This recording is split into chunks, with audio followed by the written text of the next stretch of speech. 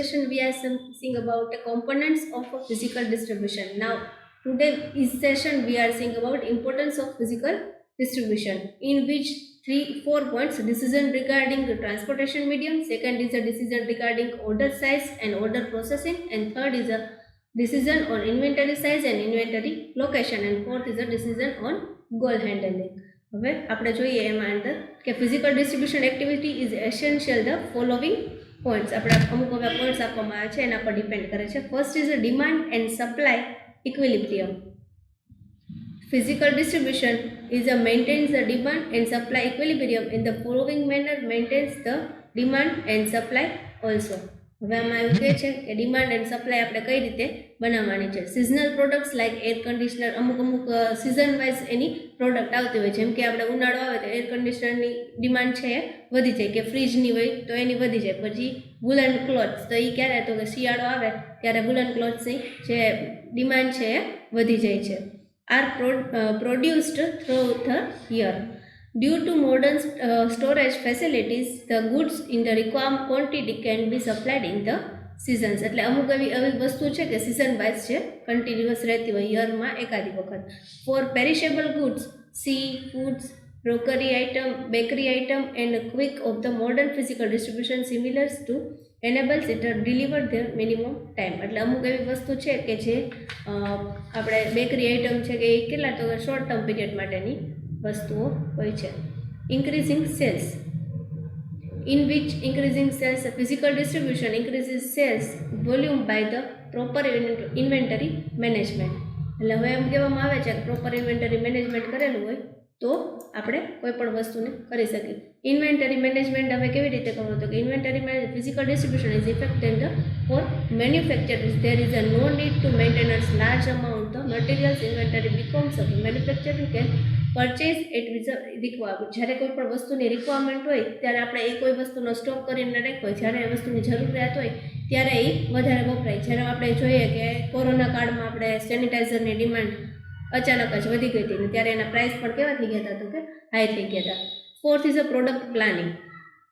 While designing product packaging structure, product size, shape et cetera, આ બધું કોના પર ડિપેન્ડ કરે છે, તો કે ફિઝિકલ ડિસ્ટ્રીબ્યુશન ઉપર, કે આપણે એના ફિઝિકલ ડિસ્ટ્રીબ્યુશનના ઇમ્પોર્ટન્સ શું છે. એમાં ફર્સ્ટ ડિમાન્ડ એન્ડ સપ્લાય છે, then increasing sales, inventory management and product planning. હવે કોઈ પણ વસ્તુનું પ્રોડક્ટનું પ્લાનિંગ કરવું હોય તો આપણે એની સાઇઝ કેવી રાખશું, એનું પેકેજિંગ કેવું કરશું, પ્રોડક્ટ કઈ પ્રકારની બનાવશું, એ બધું આપણે જોવું પડે, કે એનું પછી એની ડિઝાઇનિંગ કેવી કરશું, એ આપણને ફિઝિકલ ડિસ્ટ્રીબ્યુશન પર ડિપેન્ડ કરે છે.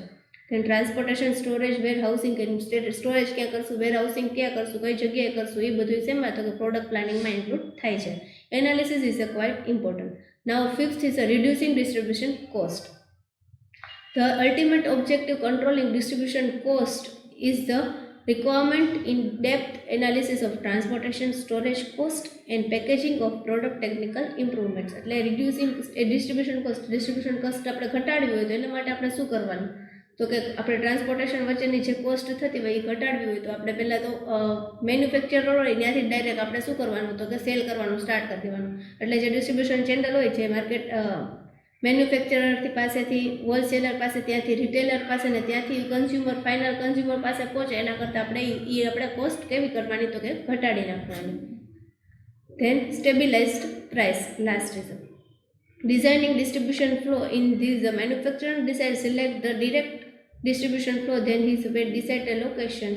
Physical distribution maintains supply of the market of controlling the price. હવે સ્ટેબિલાઇઝ પ્રાઇસ એ કોના પર ડિપેન્ડ કરે છે, તો કે આપણે કોઈ પણ વસ્તુ માર્કેટમાં પ્રોડ્યુસ કરી, પ્રોડક્ટને આપણે ઇન્ટ્રોડ્યુસ કરી, ત્યારે આપણે કોઈ પણ વસ્તુની આપણે શું કરીએ, તો કે પ્રાઇસ આપણે ઉપર નીચે ન થવી જોઈએ. પ્રાઇસ આપણે કેવી રહેવી જોઈએ, તો કે સ્ટેબલ રહેવી જોઈએ, એક પ્રકારની સ્થિર હોવી જોઈએ. આપણે કોઈ પણ પ્રોડક્ટની પ્રાઇસ આપણે ઉપર નીચે કરી રાખીએ તો ગ્રાહકને એ વસ્તુ ખરીદવામાં મજા આવશે ને. એટલે એના માટે આપણે શું કરવાનું, તો કે આપણે પ્રાઇસને સ્ટેબલ રાખવાની.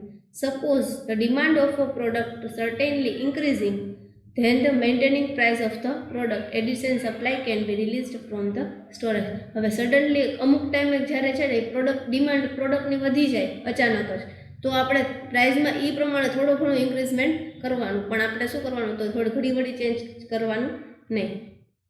If the demand of the product is falling down, જ્યારે ડિમાન્ડ ઓછી થતી હોય, additional product flow kept the storage balance the price level in the market, ત્યારે આપણે થોડો ઘણો એવો ઘટાડો કરવાનો, પણ કન્ટિન્યુઅસ ચેન્જીસ કરવાના નહીં.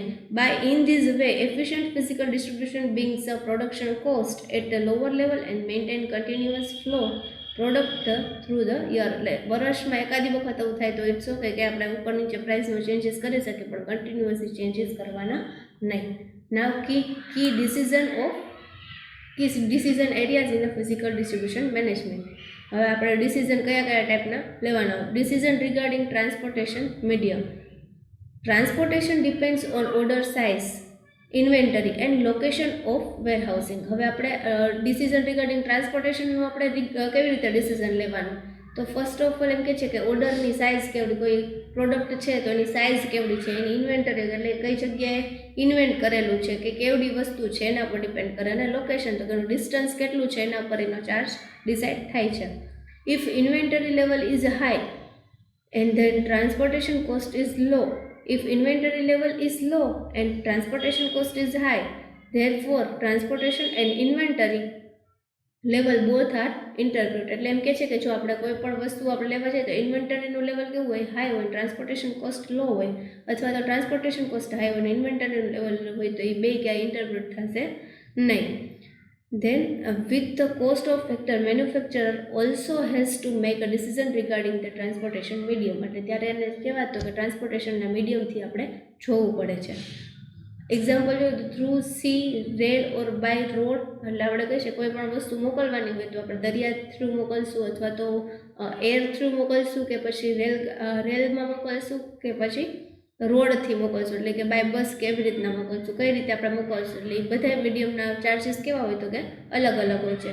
અને different time factors, cost of other taxes of government, અને અલગ અલગ જગ્યાના ગવર્મેન્ટના ટેક્સીસ પણ અલગ અલગ હોય છે. એટલે એ રીતે આપણે શું કરવાનું તો ડિસિઝન લેવાનું. Second is a decision regarding order size and order processing. Order size. Maximum management has to fix certain minimum level of the order size. Because of small size order increases cost of storage and handling. Transportation cost will be also go high for small quantity and low big large size of quantity orders. એટલે એમ કહે છે કે ઓછી સાઇઝની quantity હોય, size ઉપર depend કરે છે કે ઓર્ડરની સાઇઝ કેવી છે. ઓર્ડર્સની સાઇઝ ઓછી હશે તો એને કેવું ટ્રાન્સપોર્ટેશન કોસ્ટ ઓછું આપવું પડશે, કે નાની કોઈ આપણા રિક્ષો કઈ કે પછી ગાડી કઈ કે એવા બધામાં સમાઈ જશે. પણ જ્યારે એ ઓર્ડરની સાઇઝ કે ક્વોન્ટિટી મોટી હશે તો એ કે કોઈ ટ્રક કે એવું કોઈ બોલાવવું પડશે કે જેમાં એ સમાય છે. ઓર્ડરની પ્રોસેસિંગ. તો કે order processing take concern with regarding time consistency regarding delivery time. એટલે કોઈ કન્સિસ્ટન્સી પ્રોસેસ ઓર્ડર આપણે આપ્યો હોય તો એમ કહે કે 3 કે 4 દિવસમાં તમને એ તમારો ડિસ્પેચ તમારી પાસે પહોંચી જશે, અથવા તો ડિસ્પેચ અહીંયાથી થઈ જશે અત્યારે જ, તો એ વસ્તુ તમારી પાસે 3 થી 4 દિવસમાં પહોંચી જ જવી જોઈએ. પછી એના માટે તમને આપણે લેટ કરે કે આજે નહીં આવે ને કાલે નહીં આવે ને એવું કરીને વીક પૂરું કરી નાખે તો એ વ્યાજબી ના કહેવાય. For example, it make be loud stock that buyer means reach out over another supplier. ત્યારે એ કોઈ બીજા કોઈ સપ્લાયર પાસેથી લેવાનું શરૂ કરી દેશે. Then decision on inventory size and inventory location. Third, in which inventory size.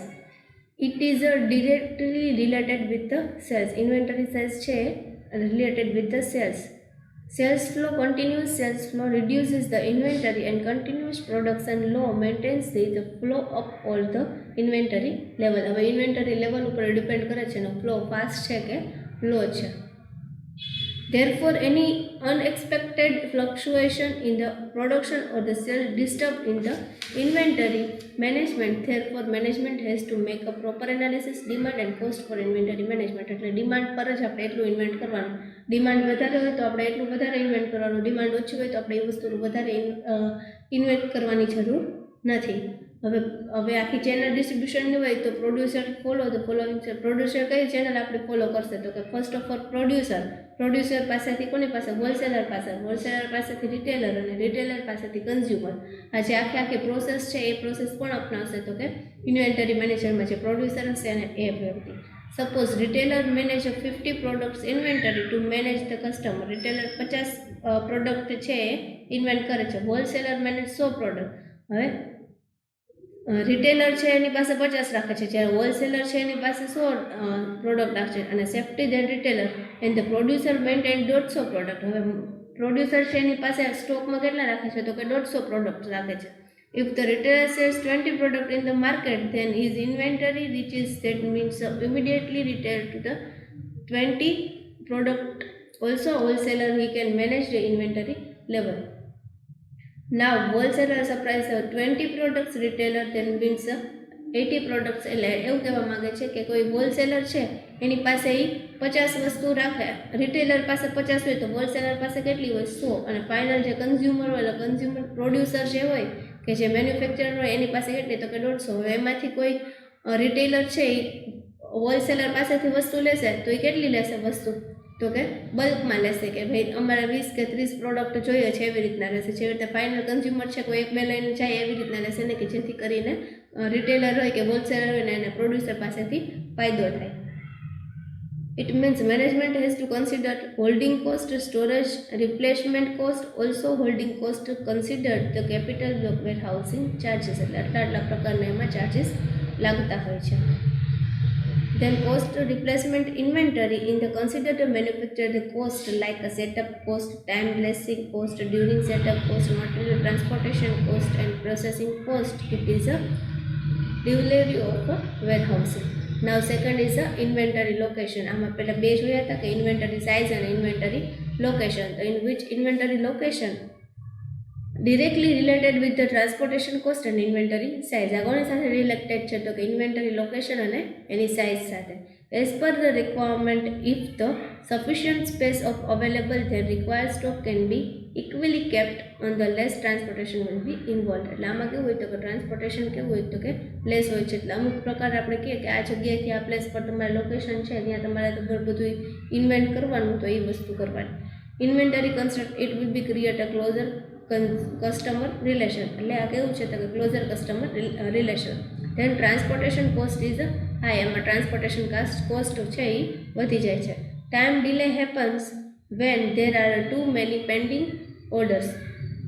કે કેટલા બધા પેન્ડિંગ ઓર્ડર પડ્યા હોય તો એના લીધે ટાઈમથી શું થતું જાય તો કે લેટ થતું જાય છે. Reduction of total inventory investment. ઇન્વેસ્ટમેન્ટમાં કેવું થાય છે તો કે ઓછું થાય છે. It will also reduce transportation cost to reach every market place, but inventory dispersal required to continuous flow of product speedily.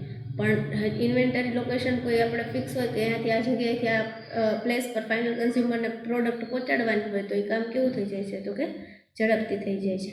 અને વેર હાઉસિંગનો ઓનરશિપ જો પ્રોડ્યુસર પાસે હોય તો તે ડિસિઝન લેવામાં કેવું રહે છે તો કે સરળતાથી આ ડિસિઝન લઈ શકે છે.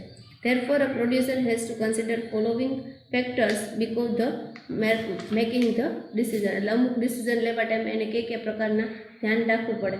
સેલ એસ્ટિમેશન, કે સેલ્સનું એસ્ટિમેશન શું રહેશે, કોઈ પણ વસ્તુ આપણે સેલ કરી તો ખાલી પ્રોડક્ટનું જ આપણે સેલ કરીને એનું નાનું બિલ નહીં આપી દેવાનું. એમાં જે ટ્રાન્સપોર્ટેશન કોસ્ટ લાગતી હોય, પછી જે 2-3 દિવસ રાખવાનો ઇન્વેન્ટરી સ્ટોકનો જે ચાર્જીસ લાગતો હોય, વેર હાઉસિંગનો ચાર્જીસ લાગતો હોય, એ બધાય આપણે એને આપવાના. Cost of owning warehousing and using public warehousing, એટલે એ બધો ચાર્જ લાગે તે સ્ટોરેજ કેપેસિટી કેટલી છે એ પ્રમાણે ચાર્જીસ લાગે, અને જિયોગ્રાફિકલ લોકેશનનો પણ ચાર્જીસ લાગશે. Warehousing convenient with marketing channels, એ લોકો ડાયરેક્ટ કનેક્ટ કરીને જ આપે છે. તે number of warehousing with their location. In case of public warehousing, rent, other maintenance charge, એટલે કયા પ્રકારના ચાર્જ લાગે તો વેર હાઉસિંગ હોય પછી એના અધર મેન્ટેનન્સના ચાર્જ હોય. Cost of case of own warehousing, એટલે એનું પોતાનું વેર હાઉસિંગ હોય તો એમાં અમુક પ્રકારનું ડેપ્રિશિએશન ને લાગતું હોય તો એના કોસ્ટ પર કરવું પડે છે, સમારકામ ને કરવું પડતું હોય ટાઈમે એ વસ્તુ પણ charges. Then demand with the respect to every market place, અમુક માર્કેટમાં આ વસ્તુની ડિમાન્ડ હોય તો એના માટે આપણે જે માર્કેટિંગ કરવું હોય એનો ચાર્જીસ લાગતો હોય. Delivery time to product from where housing, અમુક ટાઈમથી આપણે ડિલિવરી લેવાની હોય, મોકલવાની હોય, ડિલિવરી એ બધું કરવાનું હોય એનો ચાર્જીસ લાગે. Then distance between warehousing and factory, ત્યાંથી ફેક્ટરીથી વેર હાઉસિંગ જવા માટેનો જે ચાર્જીસ લાગતો હોય. ધેન પ્રોડક્ટ મીન્સ અલગ અલગ પ્રકારની પ્રોડક્ટ રાખતા હોય તો એનો ચાર્જીસ લાગતો હોય. Then freight charges in every વેર હાઉસિંગનો ફ્રેટ ચાર્જીસ લાગતો હોય એ, અને આ બધા ચાર્જીસ લાગતા હોય છે. And fourth is a decision goods and handling. What is the decision and goods handling, in which with the development of modern technology, lots of changes in the goods of handling. which eliminate human resources in a goods handling by using a big sized containers and ટ્રેલર્સ. એટલે ગુડ્સને કઈ રીતે handle કરવાનું, કે કઈ જગ્યાએ એક જગ્યાએથી બીજી તે કઈ રીતે પહોંચાડશે, તો કે કઈ રીતે, તો કે મોટી સાઇઝના કન્ટેનર્સ અથવા તો ટ્રેલર્સ આવશે. Today majority of handling whether the factory of retail shop. અત્યારે કઈ રીતે થાય છે, તો કે વધારે રિટેલની શોપ ઉપર જ એ લોકો મેન્ટેન કરી નાખે છે. In being done by the lifts, conveyors, conveyor belts, trolley etcetera. એટલે કોઈ પણ એવી બધી વસ્તુઓ દ્વારા થાય છે કે જેમાં શ્રમની જરૂર પડતી નથી, માણસની જરૂર પડતી નથી અથવા તો મેન પાવરની જરૂર પડતી નથી. Further goods are packed big size containers, carton boxes, trailers etcetera which is a quite fast transportation in the storage. એટલે કાં તો એ બધી નાની નાની વસ્તુ ન કરવું પડે, તો એના માટે એ લોકો શું કહે, તો બોક્સમાં અને કન્ટેનર્સમાં ને છે પેકિંગ કરી નાખે છે, કે જેથી કરીને કાર્ટૂન્સ બનાવી નાખે છે, કે જેથી કરીને એને પહોંચાડવામાં સરળતા રહે. This is the key decision areas in the physical distribution management. Thank you very much.